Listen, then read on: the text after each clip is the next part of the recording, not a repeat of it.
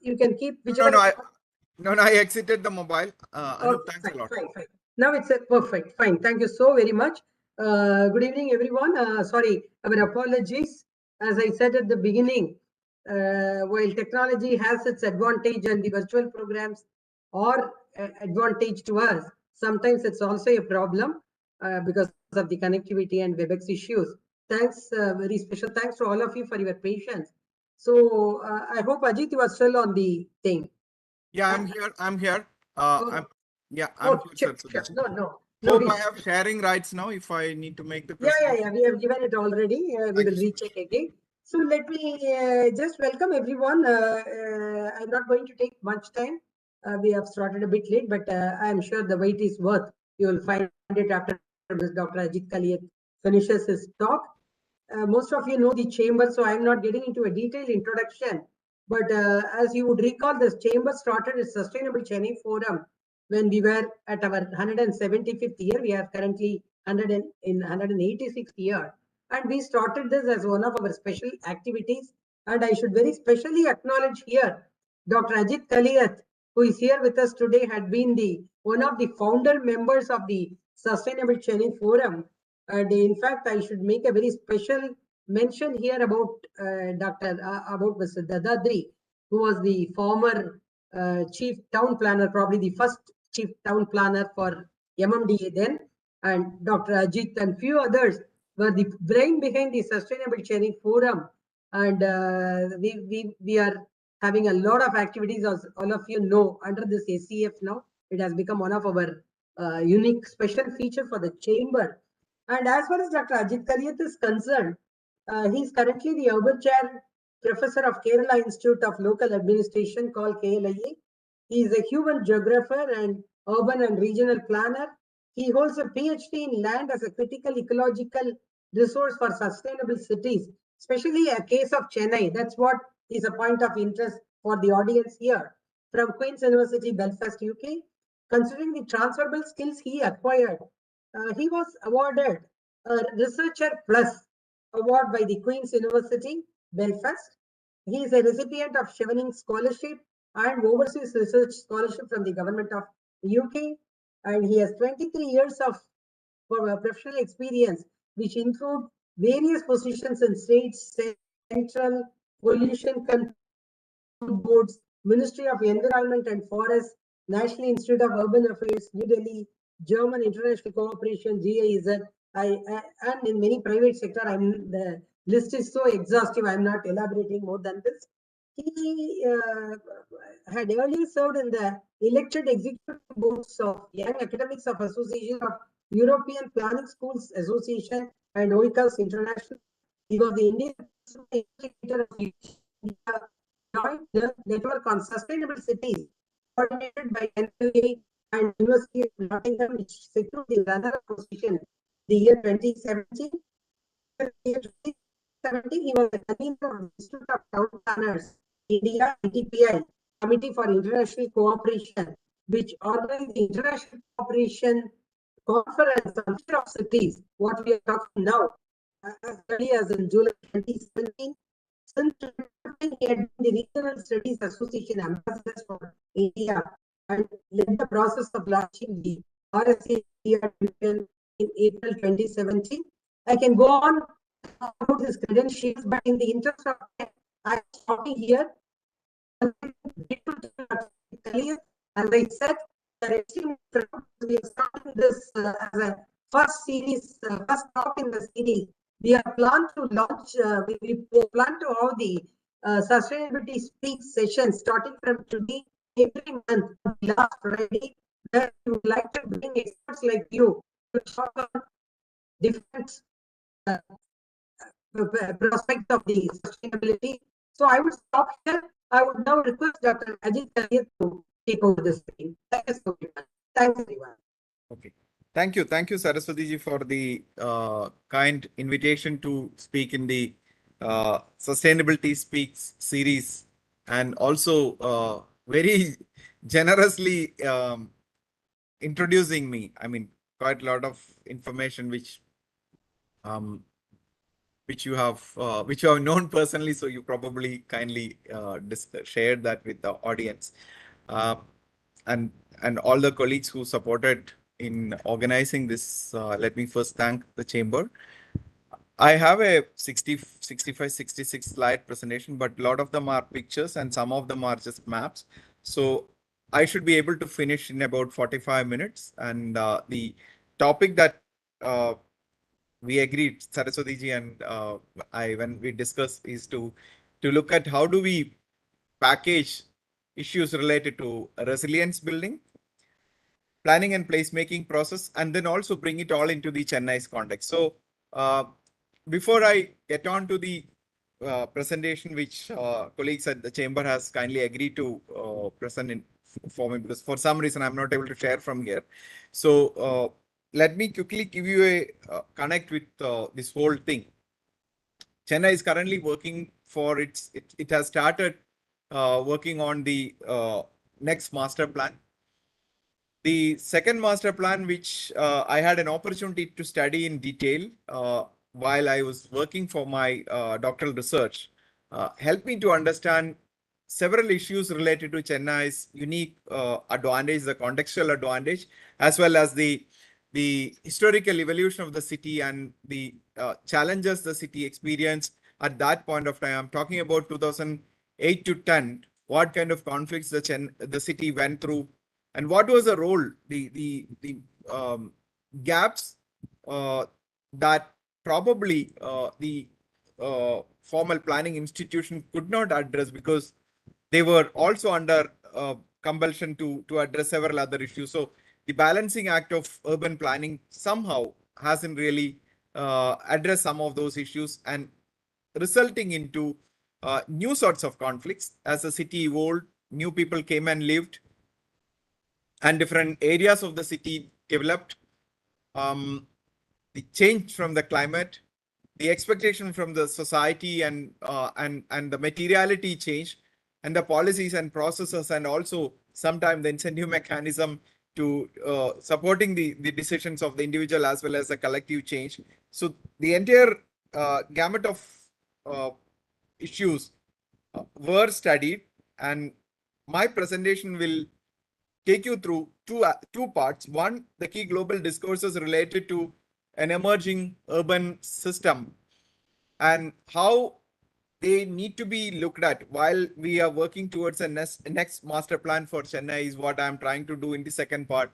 So the second part will draw upon my own research experience, looking at the 8 communities in and around Pallikarnai and in the environmental and sustainability conflicts they experience, how I kind of saw them, experience them, what probably was the transformation in about 40, 50 years, um, and thereon. So hopefully I am able to bring an interesting and useful set of narrative for you, whoever is involved in work related to Chennai's future planning, as well as and community development, and also for those who love Chennai for multiple reasons. So let me take you through the set of slides, and I hope we have something to deliberate later to this also. So could you go to the second slide? Okay. So this is overall context. Some of them are just to bring the connect and the context to what we are discussing today. So there is the wave of urbanization, the current trend of urbanization is very fast, and the author said this is in 2007, but also this is pertinent in today's time, especially for Indian context, and more particularly for South India, that to Kerala and Tamil Nadu, where I currently live in Kerala, and also Tamil Nadu, which is already about the 2011 census told Tamil Nadu is about 48% urbanized. So, and the next census would probably throw up much more uh, deeper changes that has happened in the society. So there is no option to react. What we require is to think, plan proactively, so that we are able to ensure that people have adequate houses. There are enough measures and safeguards taken to provide jobs and different sets of opportunities for people. There are also enough investment in public spaces, parks, public transport. There's also enough investment in social infrastructure, which finally ensures there are social bonds and the community is uh, growing together. So in times of crisis and risks, people are around and they are able to support each other. So communities and places become more resilient. So we need to look at the bigger patterns. And so let's go to the next one. This is just to tell you what Anjali Mahendra and Karen Seto picked up from growing tendencies around the world. There's an upward growing tendency in major global cities. And there's also, let's go to the next one. Also, cities expand to the periphery. So some cities which are going upward, some are going into the periphery. So these tendencies, so sprawl as well as compact development, and the tendencies are varying from cities to city. Just to let you know how these things are happening, and it's important that we look at these evidences so we are able to understand the 8,800 square kilometer area of Chennai, which is the proposed area for CMDA. Probably, is it something which we are able to convert into a very well connected, balanced, and equitably evolved urban society? Let's go to the next one. Okay, so they have picked up three major issues, primarily in southern urbanism or in cities and in countries where urbanization is now evolving. So there are three challenges. One is a distorted land markets. I mentioned about Chennai's 8,800 square kilometer area, but if you look at the other big cities in South India, Hyderabad, Bangalore, Pune also has got larger metropolitan area, 8,000 7,500 and 7,000 square kilometer areas the have been identified by these city regions for future expansion of these cities. So would that lead to a very effective, efficient urban development, or will it lead to a distorted land market where inequitable gains will be made for people who are rich, affluent, and powerful? So that's something which they have paused in front of us for to look at and reflect. And then the deficient services in growing areas. While we expand the territory, the future areas for urbanization into such large areas, are we also able to ensure that there is efficient service provision, or are they also going to be something which is peripheral, urban periphery or marginalized communities? And so itself, the disjointed expansion, if we don't have well organized land markets, if we don't have well serviced and managed communities and places, and obviously the result will be disjointed and informal expansion, places uh, and and pockets where individuals or maybe some major investor will go and invest, will start growing, other places will start getting ignored. So we need to kind of have a very regularized and also use incentive mechanism to bring in right kind of development. So the development agencies as well as those stakeholders who would want to see the city evolving as sustainable, equitable, and livable has to work together to create that strategy. That's where the forums such as Sustainable Chennai Forum can play a key role in bringing the key stakeholders as well as creating consensus among them. Let's go to the next slide. Sorry, this is, I think this, yeah, it's crept in blank slide crept in. So why we are saying all these things? There is urbanization. If you remember the first slide, urbanization, the tendencies of urbanization are rapid and unprecedented and also irrevocable. So itself the complexities of an urban system. But ultimately, we need to kind of remember and remind ourselves the cities are what, but they are just people. So the process of planning, process of shaping communities and places need to put people and their collectives at the center of this whole thing. And it is important that we start engaging with discourses of human behavior while we do that.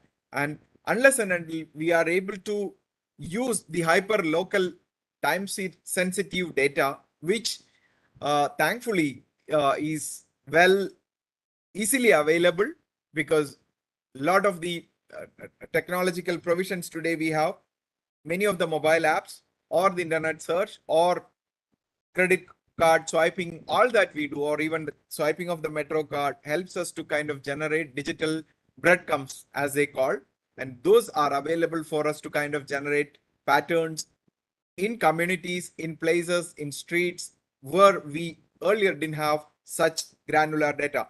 So if we need to plan a community, we also need to understand who uses what kind of mobility system, public transport, private transport. Are there people who are regularly using um, hyperlocal services, which probably is provided by Flipkart or Amazon or Zomato and Swiggy? And why do they keep using that? What time of the day they use? So this information will help us in understanding the community's real-time dynamism, and that can be used for improving our planning process. Let's go to the next one. Yes, I'm saying this because each city, particularly those who are in an advanced economy, is looking at improving their competitiveness, and they are looking at diverse pathways. Some of them would like to become green cities, some of them would like to be a cities of peace, some of them would like to be known as smart cities. So there are diverse pathways. Cities and city systems are trying to evolve as more competitive compared to cities and regions around them, compared to cities and regions from other territories. And they are all the nodes in the knowledge economy, which is evolving and slowly expanding to newer regions. And also Tamil Nadu, Kerala, where large number of people who are in service economy and high level of human development indices are there. We are able to kind of move into knowledge economy. Kerala government has announced its desire to make it a knowledge-based economy. And Tamil Nadu has been leading many of these discourses, including the startup ecosystem, whether it is fintech or other aspects. So there is a knowledge-based economic process happening in our cities and our regions. And obviously, we also need to kind of see how we can use all these to build greater resilience in communities, as well as use technology to constantly update ourselves, as well as improve the efficiency of our system. Building agile systems are important for building resilience. Let's go to the next one. Okay, so innovation is based on four aspects for you to quickly hold on to this.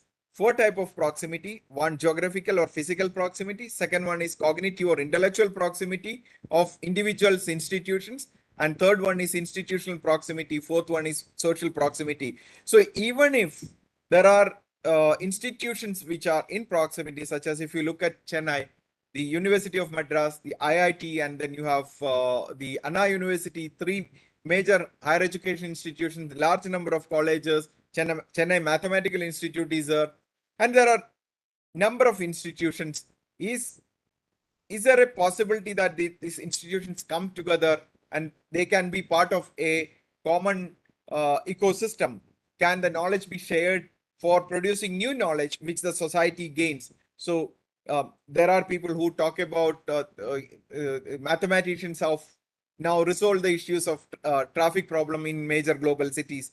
So modeling, creating new scenarios, capturing the patterns of what's happening in daily life, these are all important for us to make our places and communities resilient. So if a community is constantly experiencing flooding, there are ways and means in which that can be addressed if we are able to generate the hyper local data and use it for planning purpose. And it is important that institutions come together and collaborate, so the cognitive capital available, intellectual capital, talented pool available in a city is able to kind of contribute to address many of the problems a cities experience. Ultimately, cities are places where human capital, and Shakespeare said cities are what? People. But the national urban policy is helping us to see cities are where human capital is constantly getting shaped and strengthened. Let's go to the next one.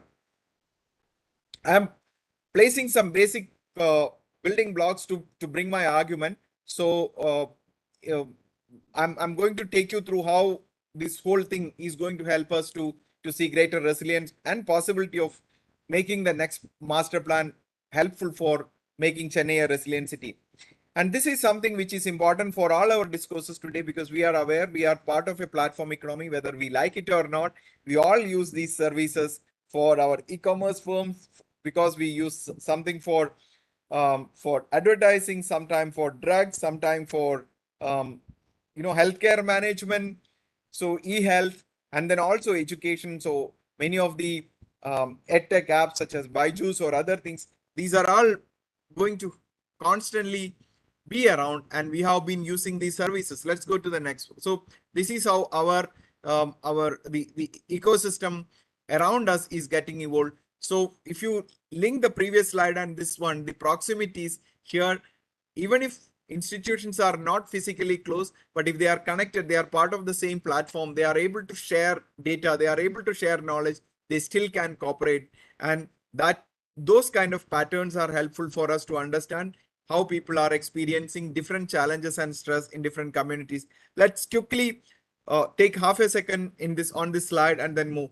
So these are some of the imperative around us coming 2030. We are all required to kind of come together and review the progress global society has made towards sustainable development goals, and what is going to help us to achieve our committed goals of safe, resilient, livable cities, which is SDG 11, is that we are able to generate as well as harness the hyper local data, which is spatially enabled data in and around us. Let's go to the next one.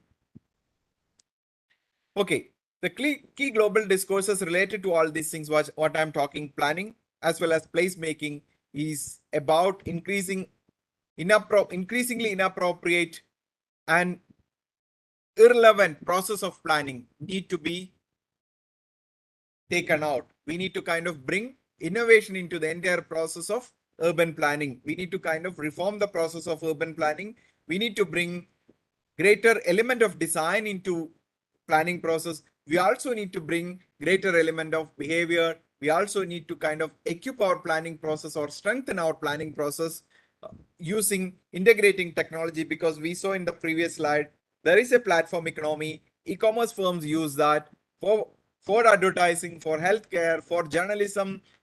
People who are in that fraternity use this platform economy, but how much of that is being used for planning and community reshaping? And it's also important that we bring we also bring that we expand these discourses to address the sustainability challenges, and we can't continuously do the incremental process.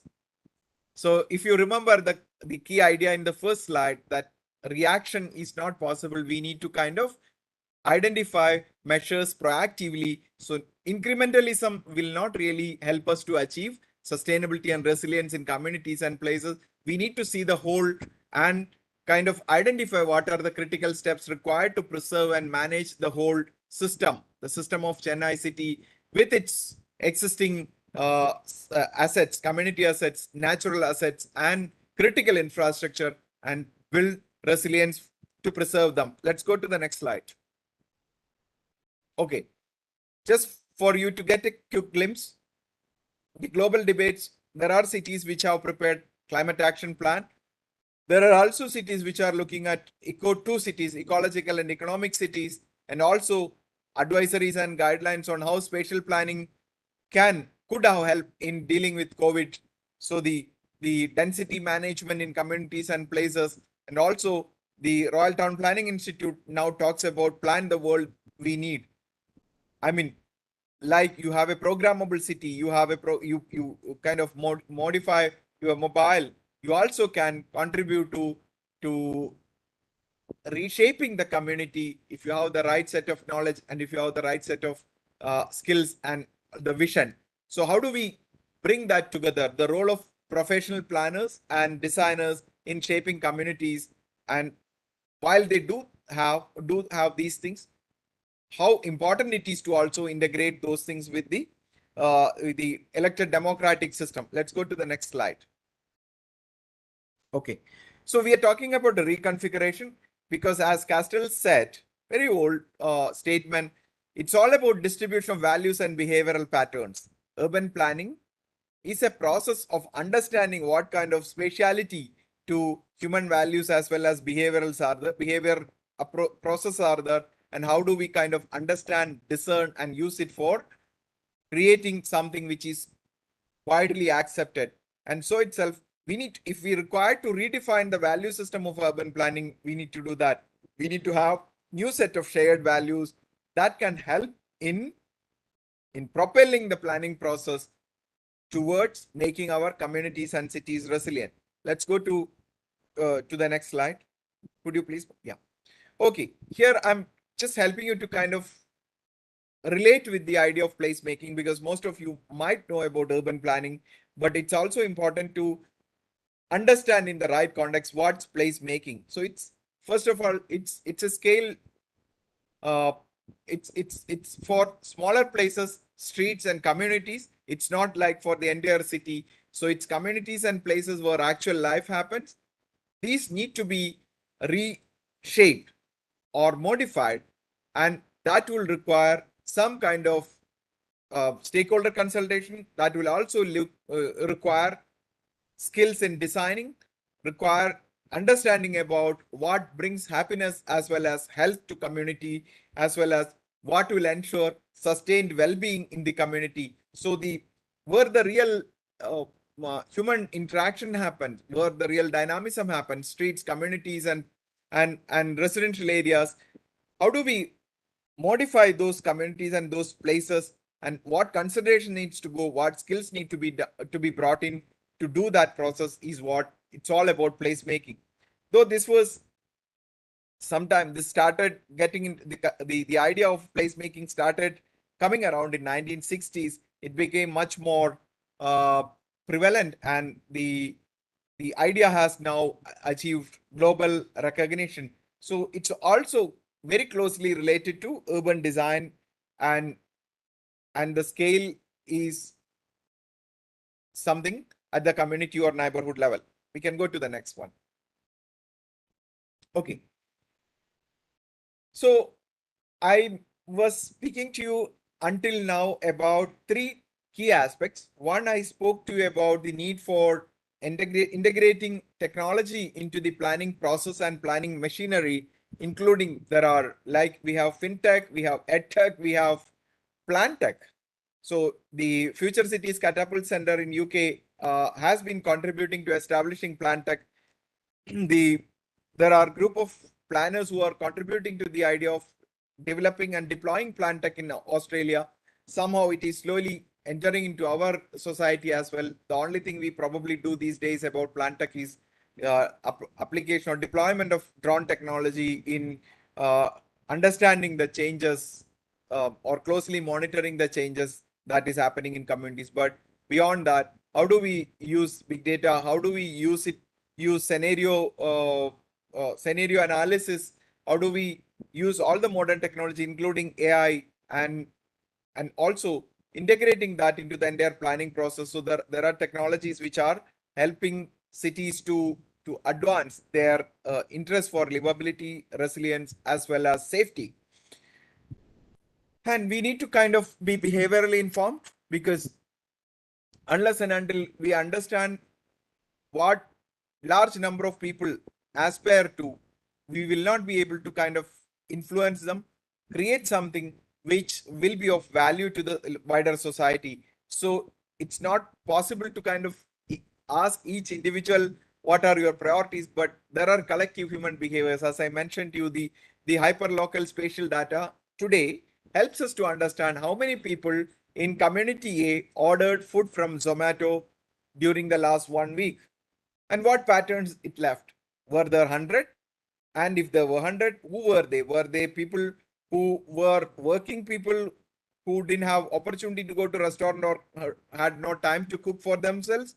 So were they um, uh, youngsters, or were they elderly people who probably could not step out and uh, buy vegetables or provisions? So they decided to order for some reason, or maybe whether there were floods, whether there were some other situations which prevented them from stepping out. So all those things can be understood by looking at the available hyperlocal spatial data. And so we are able to improve our planning system through behavioral inputs and insights. Can you please go to the next one? And integrating technology has also led us to techno-urbanism. So digital infrastructure is something which is becoming very pervasive, and which is also widely used by the urban governance institutions as well as large community of planners now to improve greater quality of urban planning as well as strengthening their ability to respond to various dynamics around them. Could you go to the next slide? Yeah, because this is where we are now going to the agile cities, which are basically the fourth industrial revolution is going to tell us that we have no option but to immerse ourselves in all these experiences.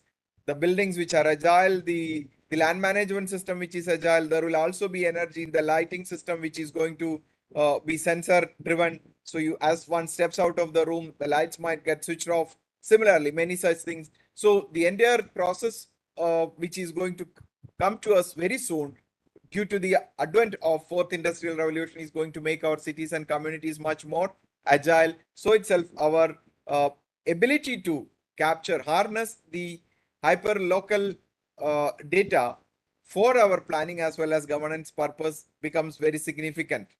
Can you please go to the next one? Right. So I'm building on what I said till now, using technology, understanding human behavior, harnessing that is important for us to ensure we are able to create greater participation as well as collaboration in communities, which is essential for building resilient communities, because there are information asymmetries in every society. There are also biases and barriers which prevent some sections of the society from knowing and getting informed in real time. So we need to kind of address those issues by ensuring that principles of equity is in place, and also we ensure that people are able to kind of work together and collaborate in real time.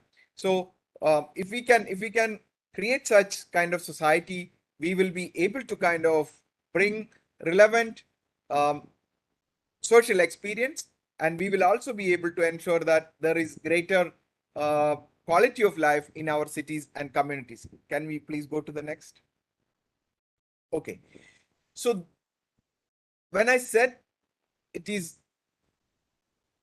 directly relevant that how what kind of technology penetration is around us and what is available for us to empower and strengthen our planning and governance system, some of these things are also important for us to understand, because these help us in unpacking the latent trends in every community. So there are some visuals which I am going to share with you, which is about the sound map, which is about the also the smellscape and emotional map. So these are helping us to see who feels what, who produces what kind of sound, and how this is being experienced in real life, in real time, in places. And why I'm sharing this information in the context of resilience building, these are the latent trends available for us, and if we do not capture them, if we do not build on these different knowledge streams, we are not really able to understand what our community behave, how our community behaves, what are the priorities, what are the challenges people experience, and why some places become our favorite places, why some places lack energy. So it's important to look at. I'm going to bring those aspects also a little later. Can you please go to the next slide? So this is a landscape which I have taken from the City of Singapore's report. It shows different locations in the city of Singapore. Different fragrances are being experienced and they have been mapped. So restaurants, foodscapes, also some flora fauna in certain areas, how they are contributing to the experience of different fragrances in their cityscape. It is useful for us to know, because places which give us very positive experience, which gives us an experience which we want to kind of go back or revisit, is something which informs us what contributed, what constituted, what led to creation of that experience. So there is something which has worked well, and in places and streets where we feel this is something um, which is not aligned to my interest, or probably very badly managed communities and places, obviously we are going to have very bad experience. So these evidences which were latent, which were invisible to us, the due to the advent of technology and big data and sensors, we are able to kind of capture, and so itself it's important for us to see how we can translate them for building a community which is resilient in the city of Chennai. Let's go to the next one. This is about sound map, which I have taken from a very pioneering work. Some of the scholars from urban planning as well as Sonic Art Center in at Queen's University Belfast has worked together. They have identified different soundscapes in and around city, places where birds sing, places where opera houses happen, places where heavy traffic happens. So different kind of sound. The entire soundscape has been studied, and they have mapped that, and it helped them to understand why, what, which part.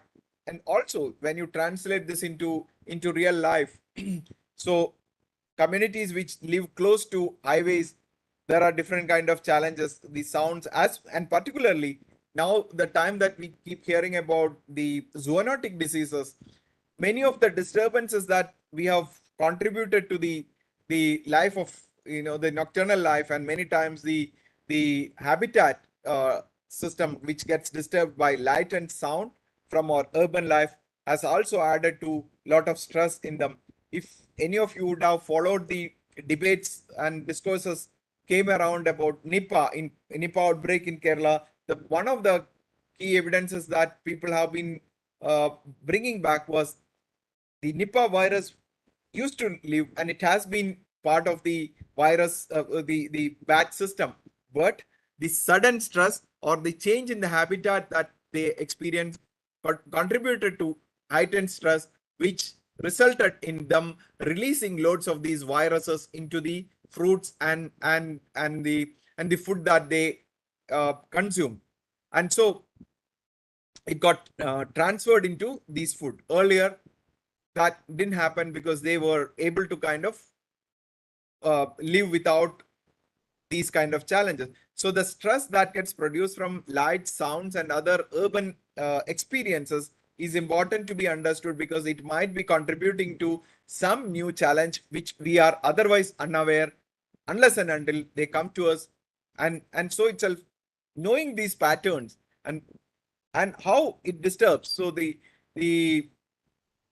the understanding about the entire ecosystem is something which we will be able to kind of use for improving our planning process. Can you please go to the next one? This is emotions map. This is something which is taken from the Greenwich City. So it helps us to see where are the challenges, where one experiences anxiety, where one experiences worry, where one experiences anger, where one experiences happiness, which pocket, which location. And of course, if we study why that particular location, traveling through a nice green patch will obviously change our mood. We will get positive mood. If we travel for 1 hour, or let's say 15 minutes through a very overcrowded traffic, it is certainly going to make us much more anxious, worried, irritated.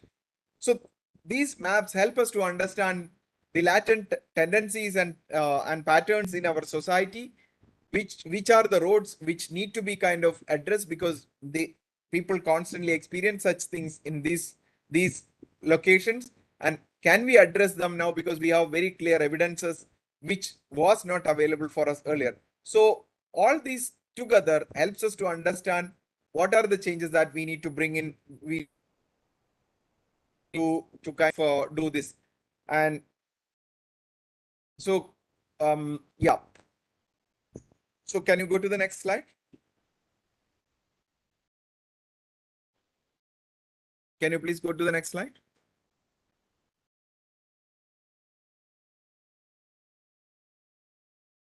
Hello.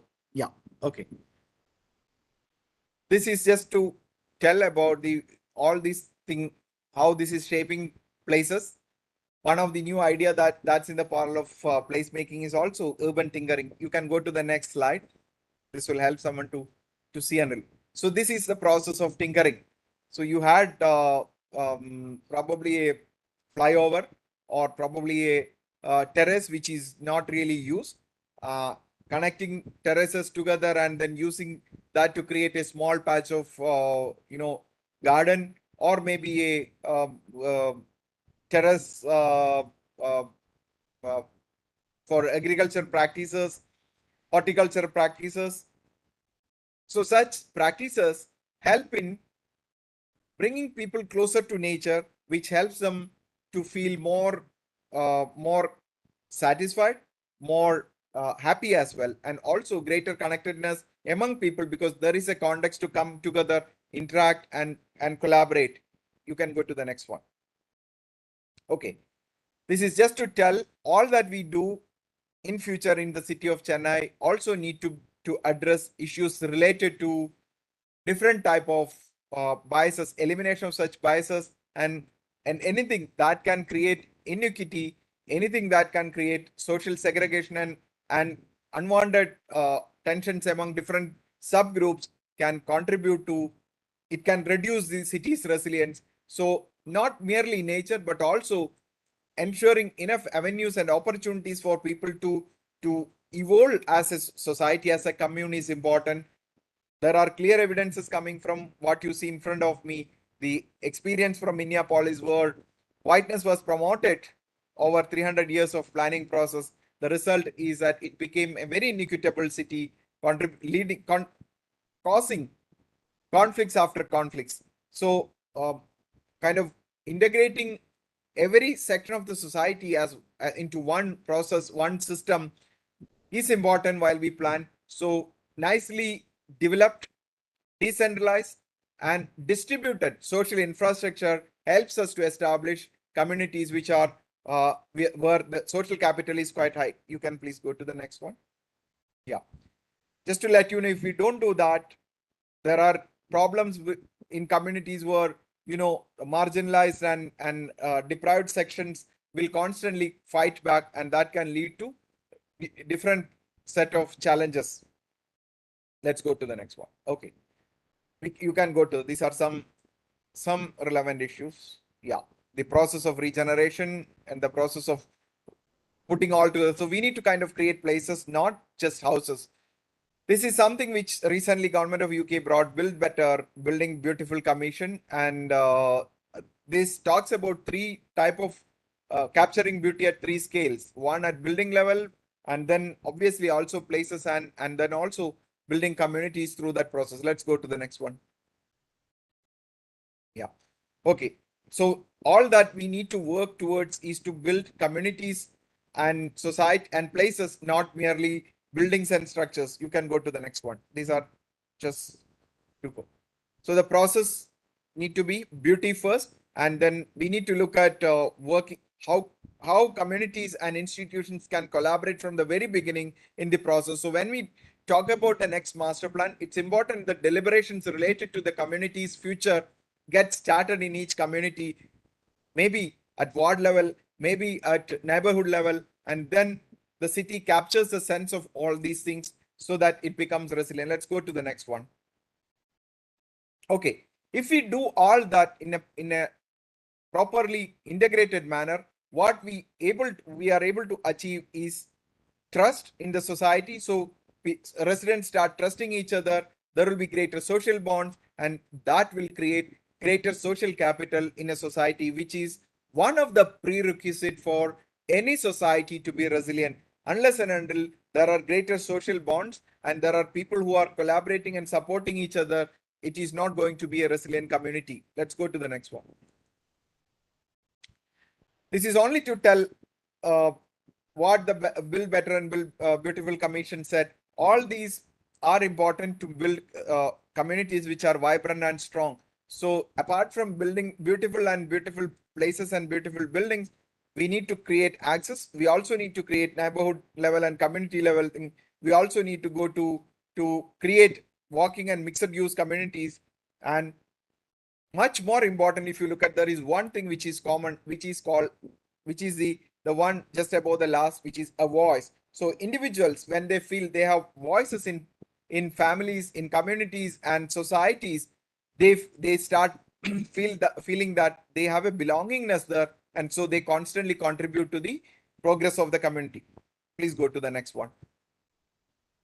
Okay, from here, I'm now coming to the direct context of Chennai. All that I told here had three information set of ideas. One, all that we do need to work and create equity, inclusion, and through that, trust building and social capital that will make any community resilient, socially resilient.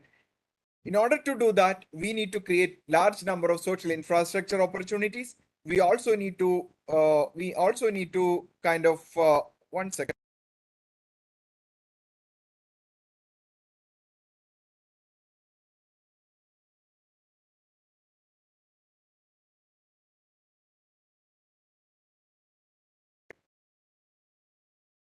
Sorry, some urgent.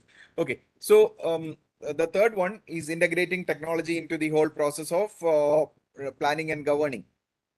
And if we look at, I'm bringing this context. This is how Chennai looked at, and this is how the city was read or assessed by people who visited Chennai. A very pleasant town, and which was also a place where large number of fruits and orchards were available.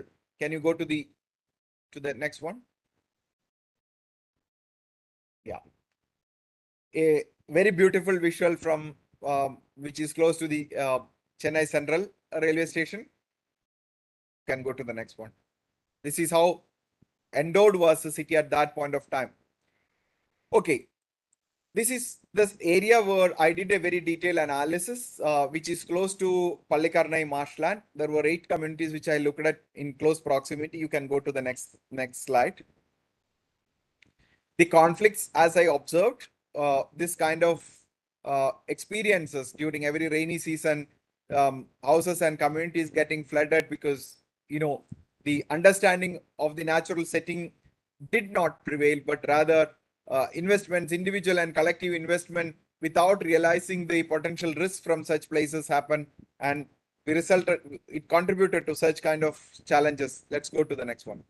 This is from, so these are other conflicts. So one, you saw people who are rich and affluent who could decide where they want to live, but not having the right kind of planning knowledge, or which could have guided them to make the appropriate decision. They ended up doing investments in places which later got flooded or which offered many risks to them. Here again, the other section of the society, the underprivileged, they were also pushed around, and so they ended up living closer to all these waterways. Probably these resulted in challenges which obviously they themselves couldn't address on their own. So city became a land of conflicts, or many such conflicts became part of regular life of the city. Can we go to the next one? Yeah, some visuals again from southern part of Chennai. Uh, the entire, yeah. This is another thing. You any part of the country, I mean, you would see this in many part of India, not merely Chennai, but a city which has excellent global network of talent and knowledge and technology. I think it is important that those knowledge as well as those kind of thinking also gets percolated down to the planning process. Otherwise, we are going to see many such conflicts. Let's go to the next one. The resultant situation, um, one side abundance of water, the other side there are deficit of required infrastructure and amenities, pushing people to kind of to look for all very marginal opportunities, and so itself quality of life for some of them initially, but then their city is also going to experience challenges coming out of that. Let's go to the next one. So this is just to give you the context about, this is how the part of the city looked like geomorphologically. Can we go to the next one? The different type of, I'm also running out of time probably, so we'll go a little faster. But these visuals are important to communicate. If you could focus your attention here, this is how the 8 communities around Pallikarnai look like in 1975. All that you see in yellow belong to agriculture and related activities. All that you could see, these bright patches of close to red patches were the built space. Now, if you go to the next slide, and the center part is the Pallikarnai marshland. So when we reach 1990, more percolation or more number of more areas under built environment, and also the shrinkage to the wetland. Let's go to the next one. So here what you see is a reversal of what was in 1975. Very little uh, agriculture or related practice, but much more built environment. The entire region got transformed into a hub of developed through housing, through various urban activities. And so we also kind of reclaimed some part of the marshland. The marsh also got shrunk into probably 1/3 of what it used to be in 1970s or 75. You can go to the next slide. So this is how the whole thing changed. If you look here, 1975, the first row shows 67% agriculture, which was, 67 square kilometer area was in agriculture, which contributed to 81% of the entire area agriculture activity. By the time 2010, 74% became part of built environment. So the whole area got transformed. Now, obviously, through urbanization, while people come and live, the area will get transformed, the places will get modified and appropriated. But the challenge that we faced or we are facing is that process of taking that decision need to be guided and steered by proper scientific knowledge. Let's go to the next one. Closer look at Pallikarnai, what it was in 1906, and can you go to the next one? And what CMDA said for 2026 master plan. This is how it's going to be: the fragmentation of land, the fragmentation of this entire region, and what kind of change in the entire land use, and how it can, reduce the space that was occupied by such a beautiful wetland. And that matters because the quality of life, the closeness to nature, the access to nature, all is important for us to really get greater advantage for our community, our people to live, as well as the floodwater also need opportunity and space to kind of uh, escape our built environment. Can you go to the next one? Okay. These are some of the statistics which got generated through the process across the 8 communities from Ulagram to Ulagram, Perungudi, Gindi, Taramani. So the sources of water, when we built over, then obviously we are also going to start looking for water. So borewell, then metro water, and then water vendors also. So we kind of need to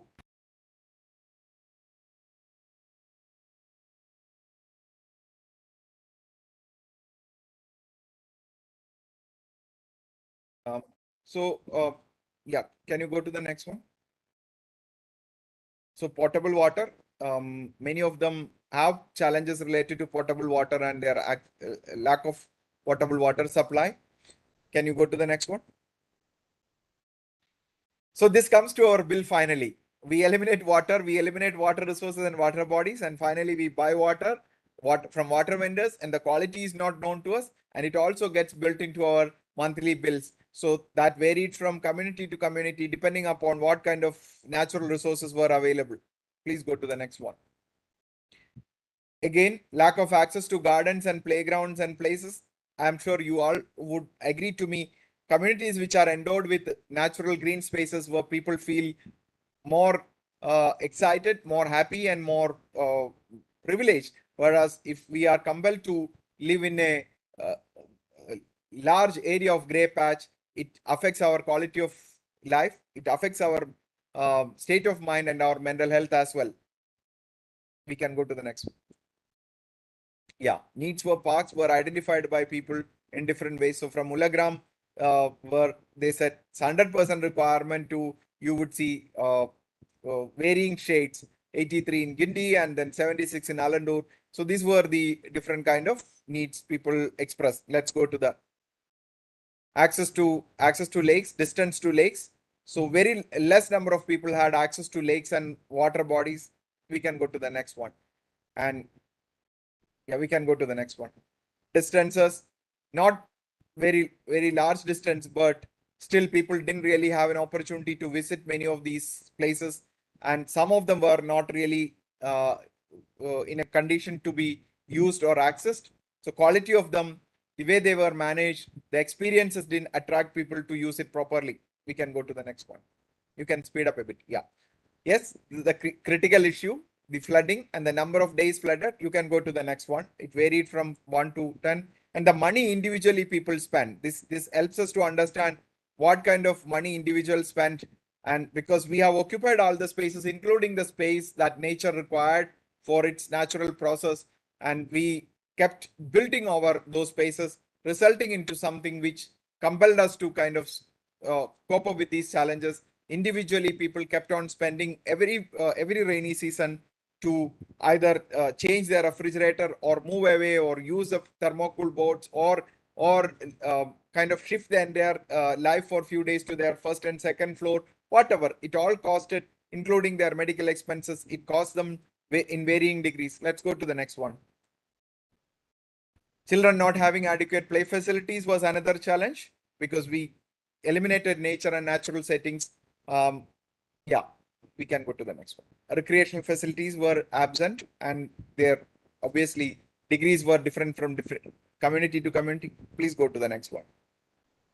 Okay, so finally, what happened to all these things? This contributed to different levels of stress, and people experienced it in different way. Lack of water or water scarcity, recurrent flooding, lack of access to parks, mosquito problem, poor quality of life, and all these collectively contributed to different levels of stress in each community. And if you could go to the next one.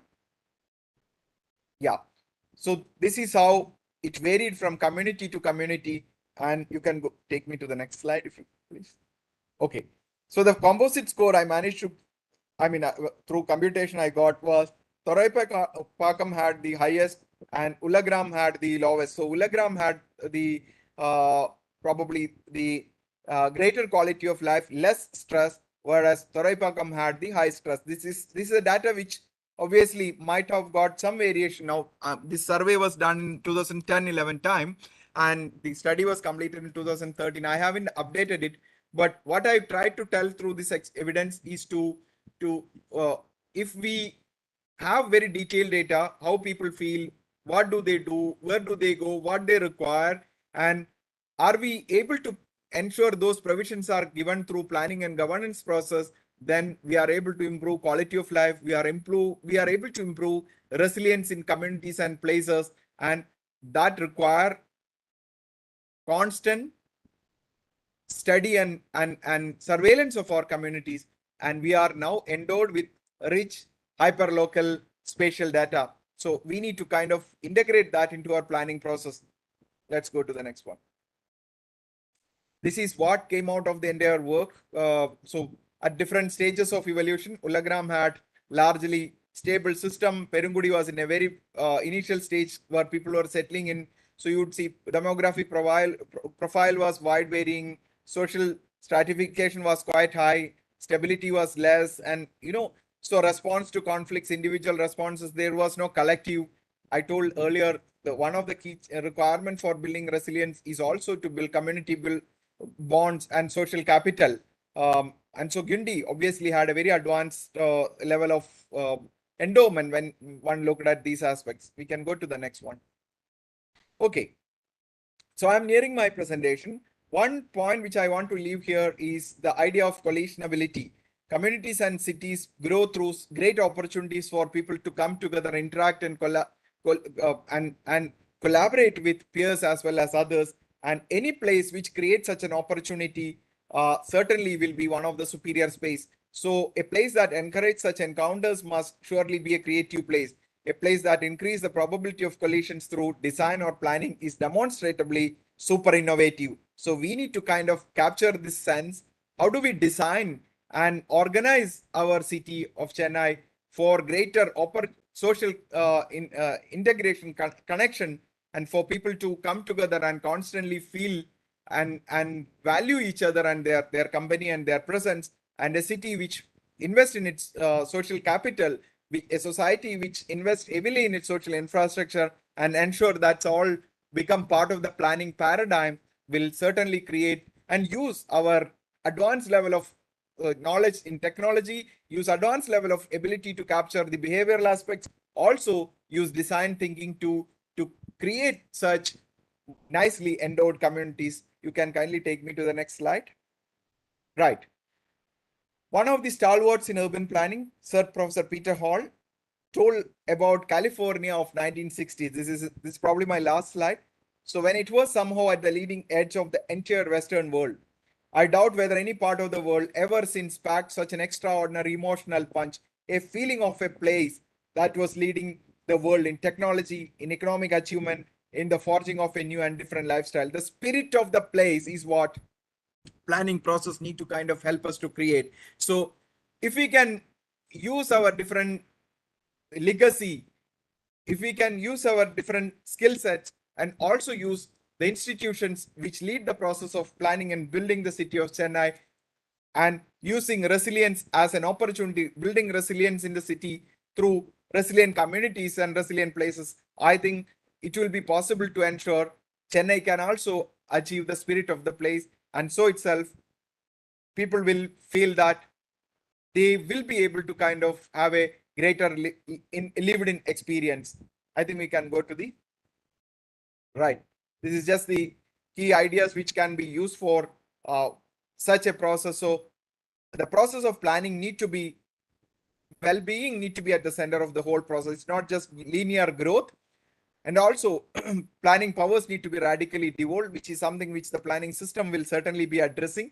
And benefit of planning regulation should be recognized. We all need to kind of accept that we can't allow sprawling cities. We need to kind of have smart, compact cities. Sprawling doesn't provide us enough opportunity to kind of make our cities livable and safe.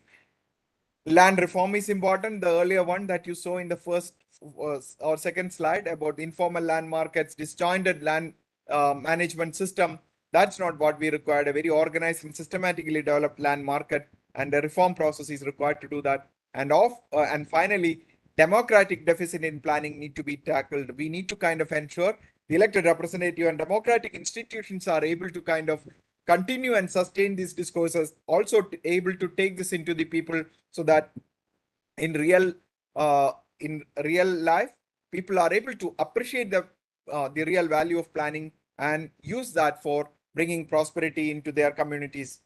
Yeah, if you could go to right, just to show some visuals to tell it's a journey, onward journey, and I think we need to collaborate in different ways to move forward. Yeah, you could take me to the last one. Thank you. Thank you so much for listening to me. I have overshooted the time, but hopefully could bring a relevant narrative which all of you might be able to take forward.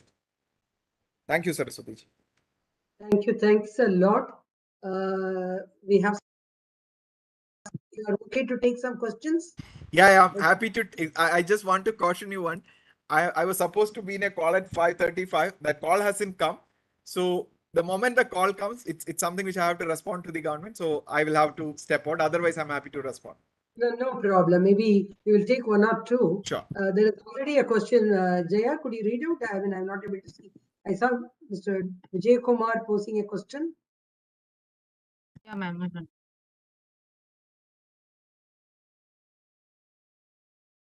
Okay. Are you able to get it? Yeah, ma'am. Sir, I'll read out the question. You mentioned that cities are adopting strategies to become more competitive. But in India, I'm not aware of any city that boasts of resilience and disaster management as strategies to attract investors and residents. At the same time, companies too do not look for resilience and disaster management as factors that will attract them. They look only at real estate prices and incentives. How can this be changed? Right. Thank you. Thank you for the question. It's very provocative. So I must thank the person who has asked this question. Yes, we are in a evolving stage. Our planning systems, our institutions, our values, our culture is still evolving. We had large colonial baggage of just following what earlier the Western cities did. But recently, the Niti Aayog has decided to kind of look at urban planning with a fresh set of ideas and challenges. So, a fresh set of ideas and instruments. So there is going to be some reform process happening, and we are also now endowed with some learning which started with JNNURM as well as further continued through smart cities and Amrit mission. So a lot of our cities and their communities are we have clear evidences coming from these places. We are aware of the aspirations of people. We are also aware what the investor is looking at. Earlier, these level of information, particularly such granular information, was not really available for decision makers at various levels. So I'm sure there is going to be a radical change. But having said this, I also have to inform you that this is a process of negotiation. So the planning institution need to equip and empower them to be ahead of those who are in the real estate or in the private sector who probably are just looking for hotbeds of investment. The planning institution, that's why I brought the ideas, three ideas I mentioned in the very beginning. One, the planning institutions need to look at inclusion. Without inclusion, we are not able to kind of achieve a livable society. So there are various startup cities have tried around the world. Recently, Edmonton in Canada said we are going to focus on equity and use that while we do the zoning process. So when Chennai works on its next master plan, it's important that we place this idea so that we don't see again the kind of visuals I had to share with you earlier, that some part of the city is still in a very deprived condition. So we need to bring equity at the center of this planning value, need to reorganize.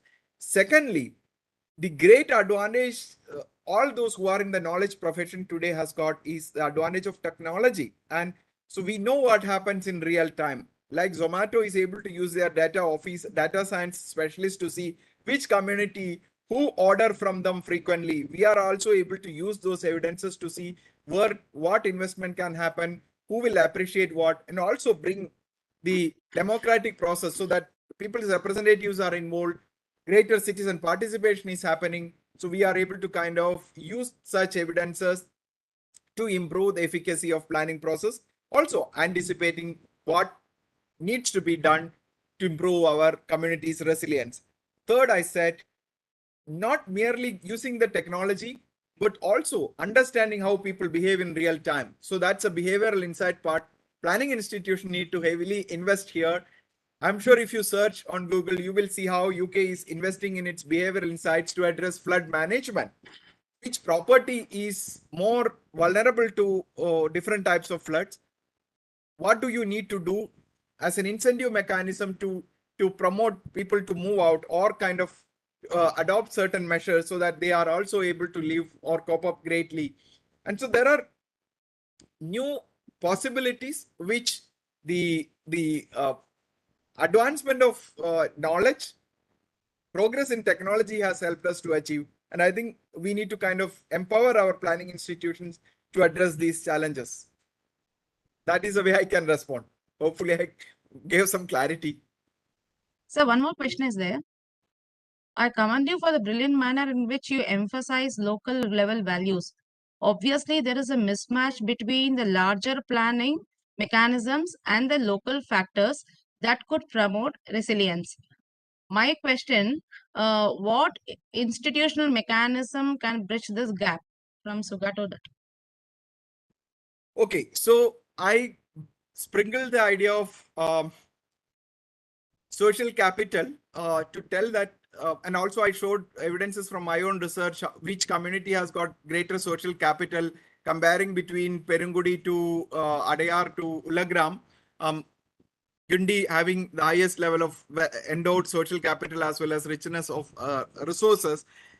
It's important that we have adequate social infrastructure to ensure people are coming together, like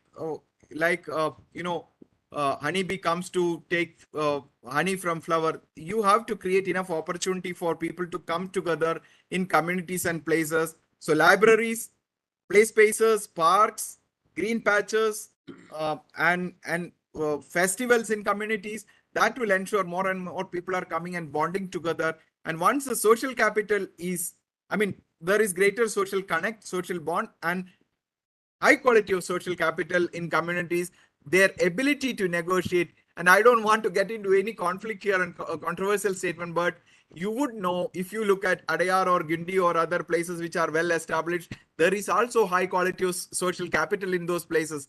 People who live there are able to negotiate or extract greater support from system. So that connectedness as well as that common bondage people have together, which is established through the social infrastructure, and use it to kind of build relationship with the planning system or governance system and inform them these are the next priorities we have, and we will be grateful if you are able to kind of support these things. Otherwise, what happens, the community aspires to go in where many times community themselves is fragmented into 20 different directions. So it's important that community is brought to one direction, and then that is communicated to the planning formal institutions, and so there will be some kind of feedback as well as a reciprocation. I think that's the way probably we can go forward. Saraswati, I will need to step out now. I'm so sorry. Okay. Okay, no issues. Maybe Venkat, he's our advisor to the Sustainable Chennai and a member of the group. Just let him propose the vote of them. Just one question before that, if it is possible. Sure. At least in your experience within India, do you think any city has at least attempted to do this within India? Chennai itself was part of the 100 RCs, so I think there had been some attempts. And Bangalore and Pune, 100 RC actually 100 resilient cities brought these discourses into our cities, and the I think some as a city we don't have any city which has really established that, but Surat has done some fairly good work in terms of institutionalizing as well as um, institutionalizing knowledge and constantly informing people. So there are some reasonably good evidences, but I think it really needs to get upscaled and then expanded. Thank you. Over to you, Venkat. Thank you, sir.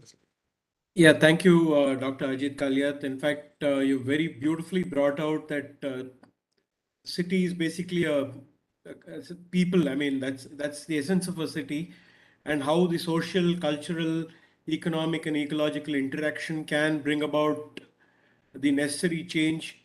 And you've really beautifully brought out the evolution of Chennai in certain areas like Pallikarani and others, which have evolved. In fact, in not in the right way, but how it and your date, your this thing about how you can use data now, which is available in terms of big data and various others.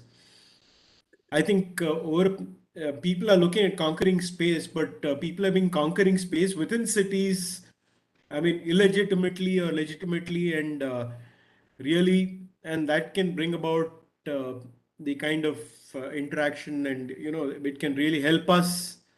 The way you are looking at it, I'm sure with people like Dr. Ajit Kaliat, we'll have cities worth livable and resilient to a much more sustainable future. Thank you so much, Dr. Ajit.